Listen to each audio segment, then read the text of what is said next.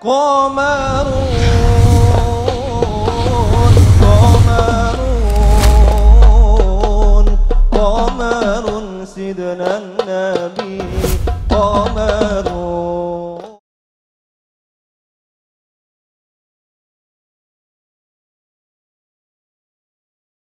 Assalamualaikum warahmatullahi wabarakatuh. Alhamdulillahi ma'na rabbina khair rabb wa sidatna al-musyaffa' abdu al-muntakhab. Allahumma salli wa sallim ala sayyidina Muhammadin salatan taghfiru biha jami'at dhunub wa ala alihi wa sahbihi wa tabi'ina wa man ilahi qad iqtarab. Asyhadu an la ilaha illallah wa anna sayyidana Muhammadan abduhu wa rasuluhu sayyidil ajami wal arab. Amma ba'd. Segenap karyawan dan staf serta pimpinan di PAMA yang dirahmati oleh Allah, juga hadirin hadirat yang dirahmati oleh Allah, puji syukur pada malam hari ini bisa bertemu dalam keadaan sehat walafiat insya Allah, walaupun kita harus lewat online dan dari rumah. Juga kepada yang bertanggung jawab, mungkin sudah bisa dioperasikan slide-nya dari saya tadi.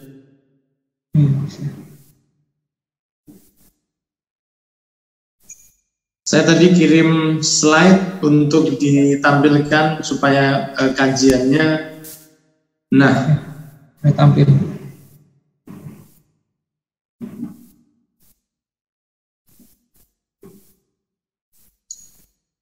Alhamdulillah.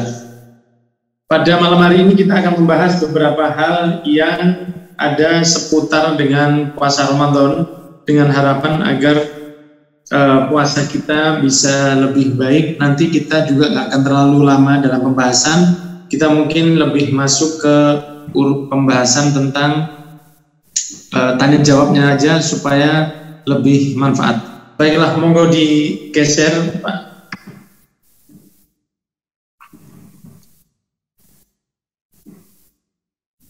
Sama Mas Fahmi, hostnya, Mas Fahmi, nggih.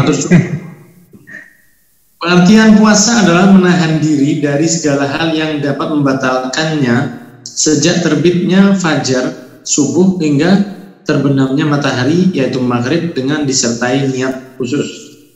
Maka sesuatu yang tanpa niat, hanya nggak makan aja, itu bukanlah termasuk puasa. Atau nggak makan tapi nggak niat, maka nggak dapat yang namanya puasa. Maka puasa adalah menahan diri dari segala hal yang membatalkan sejak subuh hingga maghrib dengan disertai niat khusus. Karena beda antara puasa sunnah dengan puasa wajib, puasa Ramadan dengan puasa kafaroh, puasa qadha dengan puasa nadar, puasa Ramadan atau dengan puasa haji, puasa dam atau hukuman ketika haji. Sehingga setiap niat, setiap amal tergantung niatnya, sebagaimana Rasul bersabda, innamal a'malu binniyat, amal tergantung dari niatnya. Kemudian kapan seseorang wajib berpuasa? Seseorang wajib berpuasa jika dia yang pertama muslim, yang kedua balik, yang ketiga berakal, yang keempat mampu, yang kelima sehat, yang keenam tidak dalam keadaan haid atau nifas. Jadi yang pertama, wajib itu jika seorang muslim, maka seorang yang non muslim tidak diwajibkan berpuasa atasnya, walaupun nanti ketika ada di akhirat dia tetap akan diadab dan dilipat gandakan dosanya sesuai dengan yang tidak dilakukan dari puasa, sholat dan lain sebagainya, sehingga orang kafir tetap akan dihitung meninggalkan semua perintah Allah. Kemudian ada beda antara muslim dengan murtad. Seorang yang murtad itu mereka jika balik ke agama Islam wajib untuk mengganti segenap puasa yang telah dia tinggalkan selama dia masih murtad. Jika dia sudah balik ke Islam, maka dia wajib mengganti semua puasa yang dia tinggalkan, wajib juga mengganti semua sholat yang dia tinggalkan. Kemudian yang kedua adalah balik. Jika seorang sudah balik, maka dia wajib untuk berpuasa. Dan tanda balik ini ada 3. Yang pertama adalah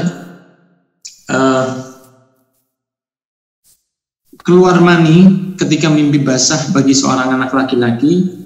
Kemudian datang bulan bagi seorang wanita yang berusia 9 tahun.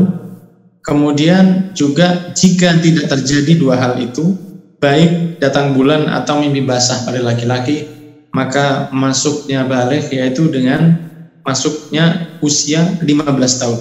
Jika sudah 15 tahun hijriahnya, maka dia terhitung sebagai seseorang yang baligh. Kemudian yang ketiga, syaratnya adalah wajib berakal. Maka enggak wajib bagi orang yang tidak berakal untuk berpuasa. Seseorang yang diberi cobaan dengan tidak normal akalnya, maka dia tidak diberi beban untuk berpuasa. Apalagi kalau berpuasa aja nggak diperintahkan untuk melakukan ketika orang tersebut tidak waras, apalagi nyoblos atau ikut pemilihan presiden. Jadi pastinya yang nggak berakal itu memang tidak diikut sertakan. Kemudian yang keempat ada lagi mampu. Mampu ini adalah beda dengan yang dinamakan dengan sehat, karena bisa jadi orang yang sehat dia nggak mampu untuk berpuasa. Katakanlah seseorang yang sudah lanjut usia, berusia 80-90 tahun, dia nggak mampu untuk puasa walaupun tubuhnya sehat, dia nggak sakit, maka dia boleh tidak berpuasa, cukup mengganti fidyah setiap hari, yaitu diganti dengan beras 7,5 ons setiap hari sampai selesainya bulan Ramadan. Kemudian ada lagi yang berikutnya sehat. Dan yang sehat ini beda dengan mampu. Kalau sehat ini mungkin orangnya mampu tapi fisiknya lagi menurun, lagi ngedrop, dia nggak kuat puasa, boleh nggak puasa tapi wajib qadha. Kemudian yang keenam, tidak dalam keadaan haid dan nifas. Jika seseorang mendapati dirinya ada pada dirinya 6 hal ini, maka dia wajib untuk berpuasa dan wajib menahan diri dari segala hal yang dapat membatalkan puasanya. Baiklah hadirin yang dirahmati oleh Allah, sekarang kita bahas apa saja hal-hal yang membatalkan puasa. Monggo digeser Mas Fahmi. Nah, satu lagi Mas Fahmi. Ya, ini adalah hal yang membatalkan puasa. Di antaranya adalah yang pertama, masuknya sesuatu ke dalam lambung lewat mulut, hidung, telinga, atau anus. Ini adalah lubang-lubang yang memang terbuka di tubuh kita. Mulut, hidung, telinga, anus. Masuk sesuatu ke 4 lubang ini sampai dalam, maka terhitung batal. Walaupun nggak sampai lambung. Kalau sampai lambung lebih parah lagi. Contohnya swab. Swab itu akan terhitung batal, membatalkan puasa jika dilakukan di siang hari. Maka tidak diperbolehkan untuk swab di siang hari. Kalau cuma sekedar rapid saja, atau vaksin saja, atau suntik insulin saja, itu nggak ada masalah. Boleh orang untuk suntik atau injeksi atau semacam berobat sehingga perlu infus untuk bertahan, maka nggak ada masalah, karena masuknya sesuatu ke dalam tubuh bukan lewat lubang yang sudah terbuka ini, yaitu lewat tangan yang memang dilubangi dengan jarum yang kecil. Akan tetapi kalau seperti swab yang masuk hidung sangat dalam, dan beberapa contoh yang lain seperti cotton bud yang dimasukkan ke telinga, maka hal ini akan membatalkan puasa. Yang kedua, gila walau sesaat.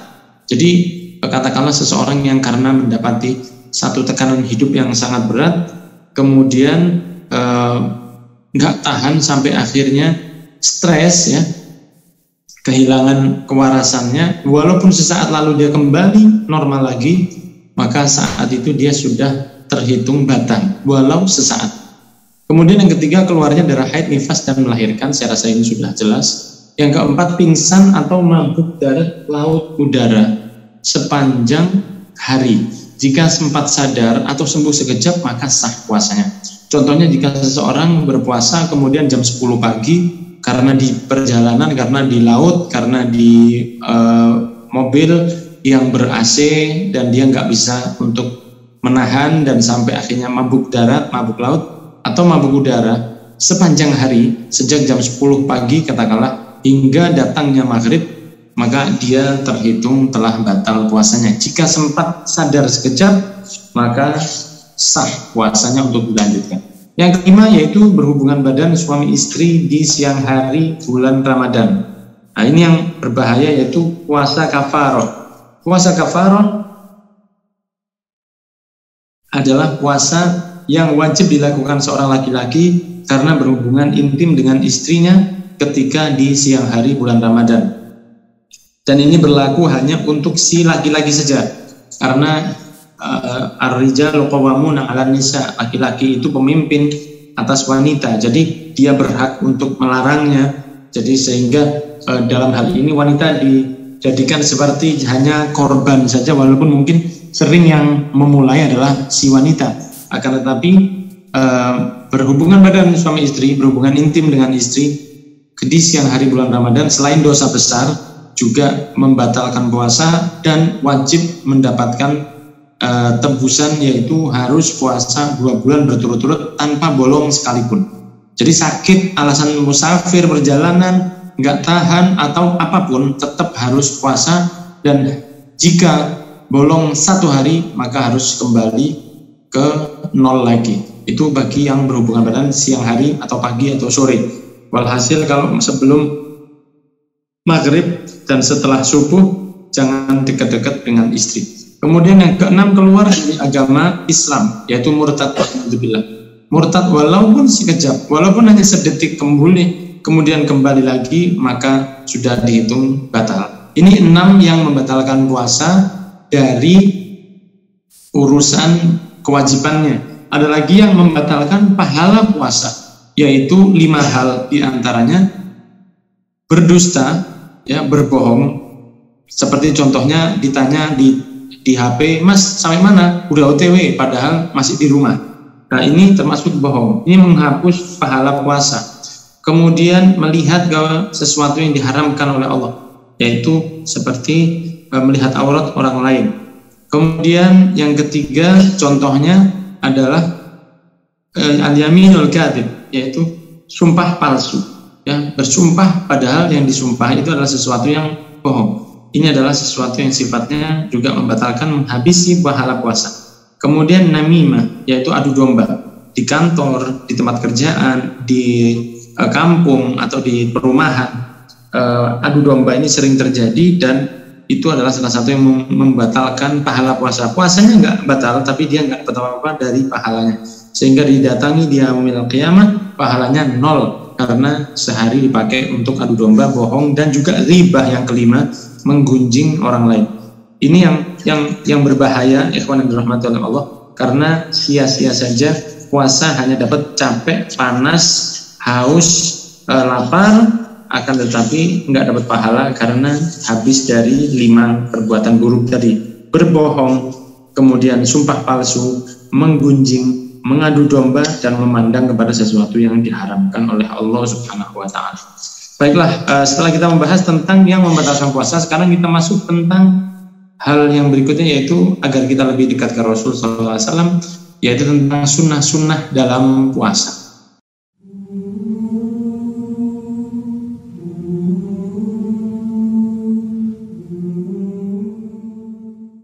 Ya Habibal Qalbi, Ya